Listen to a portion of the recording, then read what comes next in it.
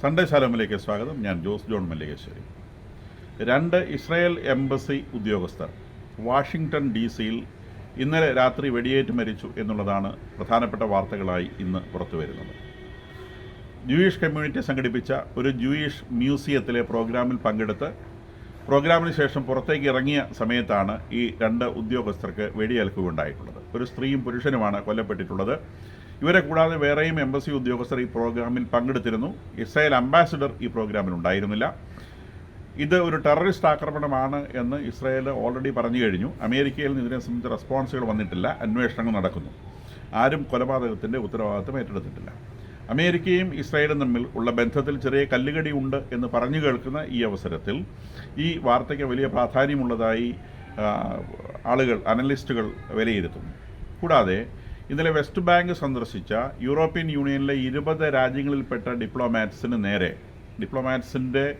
നേരെ എന്ന് പറയാൻ പറ്റില്ല, ഡിപ്ലോമാറ്റ്സിൻ്റെ അരികിൽ ഇസ്രായേൽ IDF വെടിയുതിർത്തുവെന്നും ഈ എംബസി ഈ ഡിപ്ലോമാറ്റ്സ് ഭയന്ന് ഭിത്തിയുടെ അരികിൽ ഒളിച്ചു എന്നുമുള്ള വാർത്തകളും പുറത്തു വരുന്നുണ്ട്. ഇന്ത്യൻ ഡിപ്ലോമാറ്റ്സ് ആ കൂട്ടത്തിൽ ഉണ്ടായിരുന്നില്ല. യൂറോപ്യൻ ഡിപ്ലോമാറ്റ്സ് ആയിരുന്നു. 20 രാജ്യങ്ങളിൽ നിന്ന് ഡിപ്ലോമാറ്റ്സ് വെസ്റ്റ് ബാങ്കിൽ ഒരു റെഫ്യൂജി ക്യാമ്പ് സന്ദർശിക്കാൻ വേണ്ടി പോയതായിരുന്നു. അപ്പോൾ അവർ റെഫ്യൂജി ക്യാമ്പ് സന്ദർശിക്കാൻ പോയത് ഇസ്രായേൽ ഗവൺമെൻറ് അനുമതിയോടുകൂടി തന്നെയാണ്. പക്ഷേ എങ്കിലും അവരുടെ നേരെ വെടിയുതിർത്തു എന്നാണ് west bank PLA foreign minister പറഞ്ഞു. PLAക്ക് ഒരു ഫോറിൻ മിനിസ്റ്റർ ഉണ്ട്. അവർ പറയുന്നത് ഇവരുടെ നേരെ വെടിവെച്ചു എന്നാണ്. പക്ഷേ IDF പറയുന്നത് അവരുടെ നേരെ വെടിവെച്ചിട്ടില്ല. വെടിവെച്ചത് ഒരു വാർണിംഗ് ഷോട്ടാണ് അവർ ഉതിർത്തത്. കാരണം ഈ റെഫ്യൂജി ക്യാമ്പ് സന്ദർശിക്കുമ്പോൾ റെഫ്യൂജി ക്യാമ്പിൽ പലതരത്തിലുള്ള ആളുകളുണ്ട്. അതിനകത്ത് ഭീകരപ്രവർത്തകർ അടക്കമുള്ള ആളുകളുണ്ട്. ഇപ്പോൾ റെഫ്യൂജി ക്യാമ്പ് IDFൻ്റെ സ്ട്രിക്റ്റ് ആയിട്ടുള്ള മേൽനോട്ടത്തിലാണ് റെഫ്യൂജി ക്യാമ്പ് പ്രവർത്തിക്കുന്നത്. അപ്പോൾ ഇവിടുന്ന് ഈ ഫോറിൻ ഡിപ്ലോമാറ്റ്സ് ആയിട്ട് വന്നിട്ടുള്ളവർക്ക്, ഡെലിഗേഷനിൽ വന്നിട്ടുള്ളവർക്ക് ഈ റെഫ്യൂജി ക്യാമ്പിൻ്റെ ഏതൊക്കെ ഭാഗത്തൂടെ സഞ്ചരിക്കാം എന്നുള്ളതിനെ സംബന്ധിച്ച് കൃത്യമായ വിവരങ്ങൾ നൽകിയിരുന്നു. അതിനനുസരിച്ചുള്ള ഗൈഡുമാരും അവരുടെ കൂടെ ഉണ്ടായിരുന്നു. ഒഫീഷ്യൽ ഗൈഡുമാരും കൂടെ ഉണ്ടായിരുന്നു. അപ്പം ഒഫീഷ്യൽ ഗൈഡുമാരുടെ നിർദ്ദേശങ്ങളെ അവഗണിച്ചുകൊണ്ട് വിസിറ്റ് ചെയ്യാൻ അനുവാദമില്ലാത്ത ഏരിയകളിലേക്ക് പ്രവേശിക്കാൻ ശ്രമിച്ച ഡിപ്ലോമാറ്റ്സിന് ഒരു വാണിംഗ് എന്ന നിലയിൽ IDF വെടിയുതിർക്കുകയാണ് ചെയ്തിട്ടുള്ളത് എന്നാണ് ഇസ്രായേൽ ഗവൺമെൻറ് IDFൻ്റെ ഇതിനെ സംബന്ധിച്ചുള്ള വിശദീകരണം. വെസ്റ്റ് ബാങ്കിൽ എന്ന് പറയുന്നത് സ്ട്രിക്റ്റ് ആയിട്ടുള്ള ഇസ്രായേലി സൂപ്പർവിഷനിൽ നടക്കുന്ന പലസ്തീന റീജിയനാണ്. അവിടെ PLA ആണ് ഭരിക്കുന്നതെങ്കിലും അതിൻ്റെ ലോ ആൻഡ് ഓർഡറും കാര്യങ്ങളൊക്കെ നോക്കുന്നത് ഇസ്രായേലാണ്. അപ്പോൾ അവിടെ ഭീകരപ്രവർത്തകർ അവിടെയും ഉണ്ട്. ഇസ്ലാമിക് ജിഹാദ് അവിടെ വളരെ ആക്റ്റീവാണ്. കൂടാതെ ഹമാസും അവിടെ സൈലൻ്റ് ആണെങ്കിൽ പോലും ആക്റ്റീവാണ്. അതുകൊണ്ട് തന്നെ IDF വളരെ വിജിലൻ്റാണ്. അവിടെ ഇത്തരം കാര്യങ്ങൾ ഒരു തരത്തിലുള്ള എസ്കലേഷൻസും ഉണ്ടാവാതിരിക്കാൻ വേണ്ടി IDF വളരെ വിജിലൻ്റാണ്.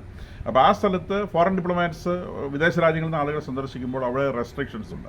അപ്പോൾ ആ റെസ്ട്രിക്ഷൻസ് അവർ ഓവർകം ചെയ്യാൻ ശ്രമിച്ചതിൻ്റെ ഭാഗമായിട്ടാണ് വാർണിംഗ് ഷോട്ട്സ് എന്ന നിലയിൽ ഷോട്ട്സ് വെടിവെച്ചത് എന്നാണ് IDF പറയുന്നത്. ആരുടെ നേരെയും വെടിവെച്ചിട്ടില്ല. വാർണിംഗ് ഷോട്ട്സ് ആകാശത്തേക്ക് മാത്രം വെടിയുതിർക്കുകയാണ് ചെയ്തിട്ടുള്ളതെന്നാണ് അവർ പറയുന്നത്. അപ്പം അതിനിടയിൽ ട്രംപിൻ്റെ വിസിറ്റുമായി ബന്ധപ്പെട്ട അലയൊലികൾ ഒതുങ്ങുന്നില്ല. അപ്പം അന്ന് ശരിക്കും ട്രംപ് വിസിറ്റ് ചെയ്യുന്ന സമയത്ത് ട്രംപിൻ്റെ ഒരു ബേസിക് ക്യാരക്ടറുണ്ട്. അദ്ദേഹം കുറച്ച് ഞാൻ നേരത്തെ മുതലേ സൂചിപ്പിക്കുന്നത് പോലെ രാജകീയ ഭാവങ്ങളിൽ വളരെയധികം വിരാജിക്കുന്ന ഒരാളാണ്. താൻ ലോകത്തിലെ ഏറ്റവും വലിയ രാജ്യത്തിൻ്റെ പ്രസിഡൻ്റാണെന്നും അതുകൊണ്ട് തന്നെ തനിക്ക് റെസ്പെക്റ്റ് എന്നുള്ളത് അത് ലഭിക്കേണ്ടതാണെന്നും അതിന് പ്രത്യേകിച്ച് ആരും അങ്ങനെ ചോദിച്ചിട്ട് തരേണ്ട കാര്യമൊന്നുമില്ല. ദാറ്റ് ഷുഡ് ബി, അതവിടെ ഉണ്ടായിരിക്കണം. അദ്ദേഹത്തിന് ലഭിക്കും. പക്ഷേ അദ്ദേഹം വിചാരിക്കുന്നത് പോലെ അത് ലഭിക്കുമോ എന്നുള്ളതാണ് ഒരു വിഷയം. അദ്ദേഹം ഇവിടെ ഈ അറേബ്യൻ രാജ്യങ്ങളിലേക്ക് വിസിറ്റ് നടത്തുമ്പോൾ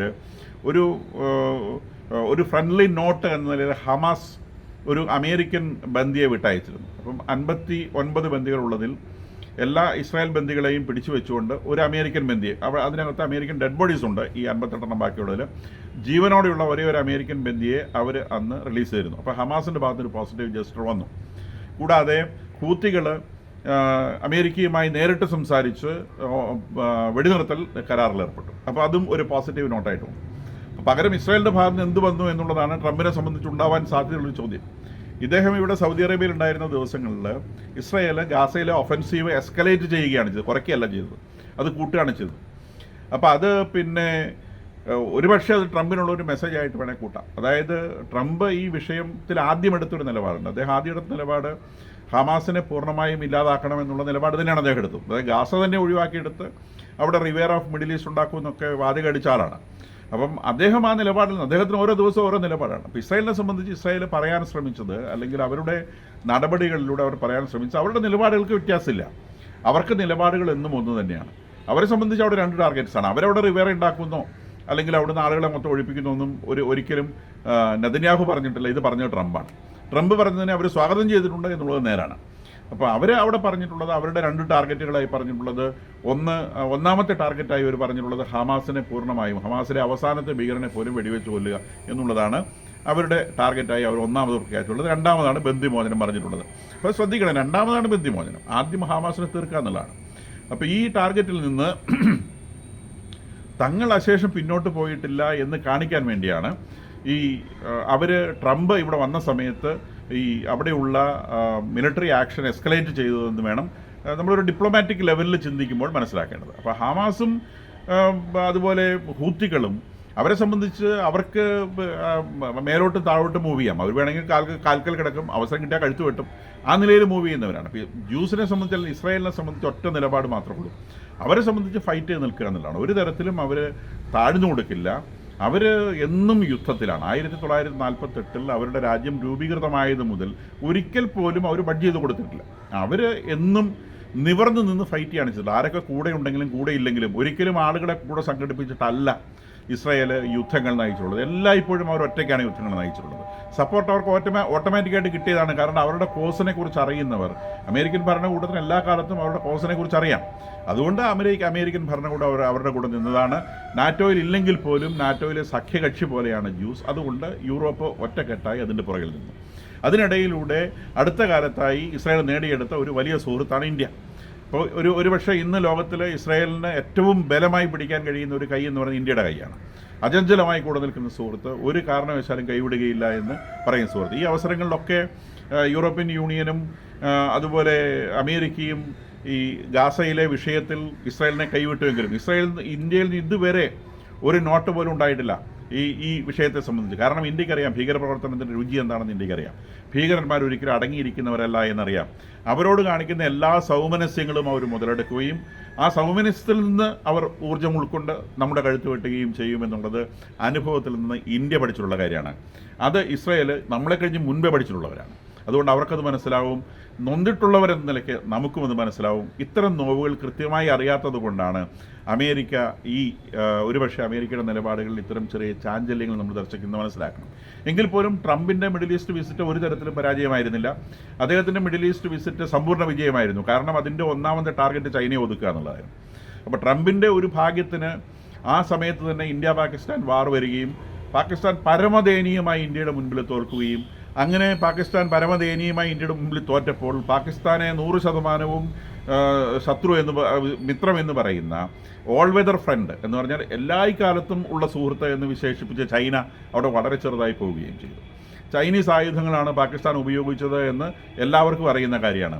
അതുകൊണ്ട് തന്നെ അവിടെ ചൈനയുടെ ആയുധങ്ങളെക്കുറിച്ച് ലോകത്തിൽ മുഴുവൻ ഒരു പുച്ഛം വരുവാൻ ഇടയായി എന്നുള്ളതും ഒരു വസ്തുതയാണ്. നമ്മൾ ഉപയോഗിച്ച ഇൻഡിജീനിയസ് വെപ്പൺസാണ്, നമ്മളുണ്ടാക്കിയ ആയുധങ്ങളാണ് ഇന്ത്യ ഉപയോഗിച്ചത്. ഇപ്പോൾ ചൈനീസ് വെപ്പൺസിനേക്കാളും സുപ്പീരിയറാണ് ഇന്ത്യൻ വെപ്പൺസ് എന്ന് ലോകത്തിൻ്റെ മുൻപിൽ തെളിയിക്കാൻ നമുക്ക് സാധിച്ചു എന്നുള്ളതും അതൊരു വലിയ വസ്തുതയാണ്. അപ്പോൾ ഇവിടെ ചൈനയും ഇന്ത്യയും അല്ല പാരിറ്റിയിൽ വന്നത്. വാസ്തവത്തിൽ അമേരിക്ക അവിടെ എത്തിയത് അറബ് രാജ്യങ്ങളിലുള്ള ചൈനീസ് ഇടപെടൽ ഇല്ലാതാക്കുക എന്ന പ്രാഥമിക ലക്ഷ്യം വെച്ചുകൊണ്ടാണ്. രണ്ടാമത് മാത്രമാണ് ഇറാൻ ഇഷ്യൂ വരുന്നത്, ഇസ്രായേൽ ഇഷ്യൂ വരുന്നത്, റഷ്യ ഉക്രൈൻ ഇഷ്യൂ വരുന്നത്. അതൊക്കെ അതിന് പിന്നിൽ വരുന്നതാണ്. ഇവരുടെ അന്ന് ട്രംപ് വരുമ്പം ട്രംപിൻ്റെ പ്രമുഖമായ ഉദ്ദേശം ഒരു ബിസിനസ് ഡീല് വഴി അറേബ്യൻ രാജ്യങ്ങളെ അമേരിക്കയുമായി കെട്ടിവെക്കുക എന്നുള്ളതാണ്. വലിയ സാമ്പത്തിക ഇൻവെസ്റ്റ്മെൻറ്റ് കൊണ്ടുവന്ന് അറേബ്യൻ രാജ്യങ്ങളെ അമേരിക്കയുടെ കെട്ടുപാടിനാക്കി വെക്കുക. പണം കൊണ്ടുവന്ന് മുഴുവൻ ഇവരുടെ യൂറോപ്യൻ രാജ്യങ്ങൾ ഇൻവെസ്റ്റ് ചെയ്യുക, അല്ലെങ്കിൽ അമേരിക്കയിൽ ഇൻവെസ്റ്റ് ചെയ്യുക. അപ്പോൾ ഇപ്പോൾ വലിയ സാമ്പത്തിക ബാധ്യത അമേരിക്കയുമായിട്ട്, അല്ലെങ്കിൽ ഇവരുടെ വലിയ മുതൽ അമേരിക്കയുടെ കയ്യിലിരിക്കുന്ന ഒരു സാഹചര്യം ഉണ്ടാവും. ആ സാഹചര്യം എടുക്കുക വഴി ഒരു പെർമനൻ്റ് ഒരു പക്ഷേ ഒരു ശാക്തികമായ സൗഹൃദം, ശക്തി ഉപയോഗിച്ച് സൗഹൃദം പിടിച്ചു വാങ്ങുന്ന ഒരു കാര്യമാണ് ട്രംപ് വാസ്തവത്തിൽ ചെയ്യാൻ ഉദ്ദേശിച്ചത്. അക്കാര്യത്തിൽ അദ്ദേഹം 100% വിജയിച്ചു എന്നുള്ളത് ശരിയാണ്. ഗൾഫ് റീജിയണിലെ ഏറ്റവും പ്രമുഖമായ രാജ്യങ്ങളുടെ, ഏറ്റവും സമ്പന്നമായ രാജ്യങ്ങളുടെ മുഴുവൻ സൗഹൃദവും അമേരിക്ക നേടിയെടുക്കാൻ സാധിച്ചു. മാത്രമല്ല ഒരു ബിസിനസ് ടൈ എന്ന് പറയുന്നത് ചെറിയ കാര്യം, അത് കൾച്ചറൽ എക്സ്ചേഞ്ചിലേക്ക് വരും. എല്ലാ കാലത്തും നമ്മൾ ലോക ചരിത്രം പരിശോധിക്കുകയാണെങ്കിൽ എല്ലാ കാലത്തും കൾച്ചറൽ എക്സ്ചേഞ്ചസ് ഉണ്ടായിട്ടുള്ളത് ബിസിനസ് എക്സ്ചേഞ്ച് വഴിയാണ്. നമ്മളുടെ നാട്ടിൽ അറേബ്യൻ സംസ്കാരങ്ങൾ എത്തിയിട്ടുള്ളത് ബിസിനസ് വഴിയാണ്. നമ്മുടെ നാട്ടിൽ പേർഷ്യൻ സംസ്കാരങ്ങൾ എത്തിയിട്ടുള്ളത് ബിസിനസ് വഴിയാണ്. അപ്പോൾ ഈ സംസ്കാരങ്ങൾ എക്സ്ചേഞ്ച് ചെയ്യപ്പെടുന്നത് കച്ചവടം വഴിയാണ്. അപ്പോൾ പാശ്ചാത്യമായ ടെലിവിഷൻ ലോകം മുഴുവൻ വന്നതോടെ പാശ്ചാത്യ സംസ്കാരം ലോകം മുഴുവൻ വ്യാപിച്ചു. ഇപ്പോഴത്തെ അറേബ്യൻ നാടുകളിൽ കച്ചവടം ചെയ്യപ്പെടുന്ന ആർട്ടിഫിഷ്യൽ ഇൻ്റലിജൻസും ഇൻഫർമേഷൻ ടെക്നോളജിയുമാണ്. ഇതുവഴി വാസ്തവത്തിൽ അവിടെ വിൽക്കപ്പെടാൻ പോകുന്നത് അമേരിക്കൻ കൾച്ചറാണ്, വെസ്റ്റേൺ കൾച്ചറാണ്. എന്ന് പറഞ്ഞാൽ അറേബ്യൻ രാജ്യങ്ങളിലെ സമ്പന്നമായ രാജ്യങ്ങളുടെ വെസ്റ്റേണൈസേഷനാണ് വാസ്തവത്തിൽ ഇനി നടക്കാൻ പോകുന്നത് എന്ന് നമ്മൾ മനസ്സിലാക്കണം.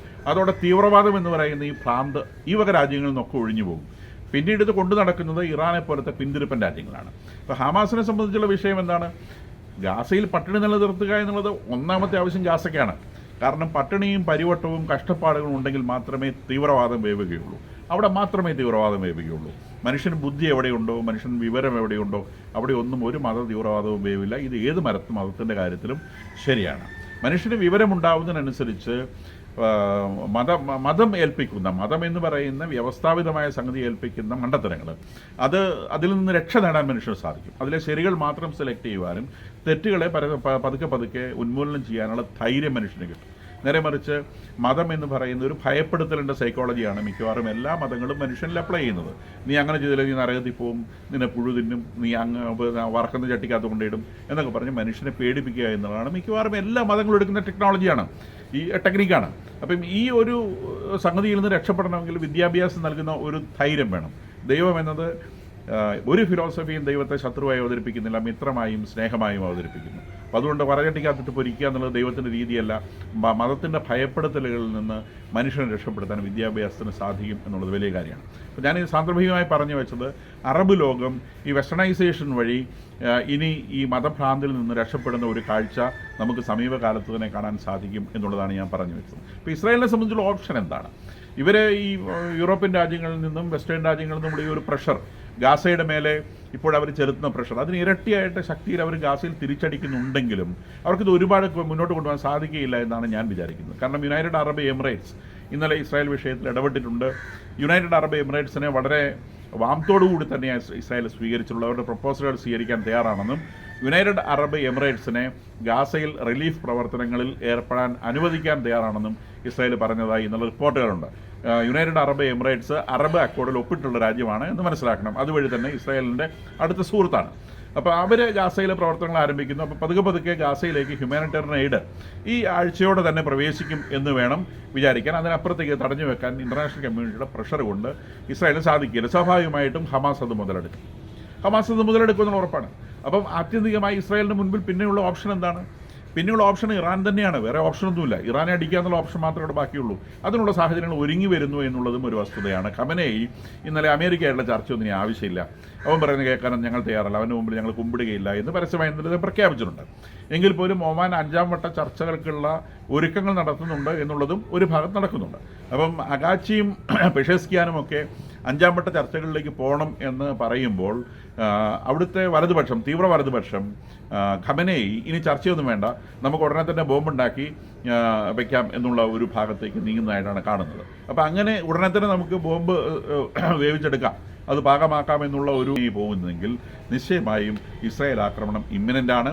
അതിനെ സഹായിക്കാൻ അമേരിക്ക നിർബന്ധിതമായി തീരുകയും ചെയ്യും എന്നുള്ളതാണ്